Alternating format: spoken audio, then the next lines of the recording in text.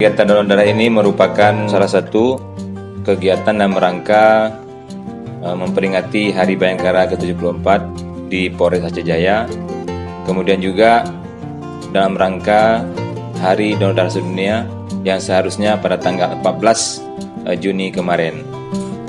Serta untuk menangani, membantu pandemi COVID yang masih ada di wilayah Aceh, sehingga dalam rangka Hari Bayangkara ini kita laksanakan kegiatan donor darah untuk membantu saudara-saudara kita yang membutuhkan darah, terutama atau pada umumnya di wilayah Aceh.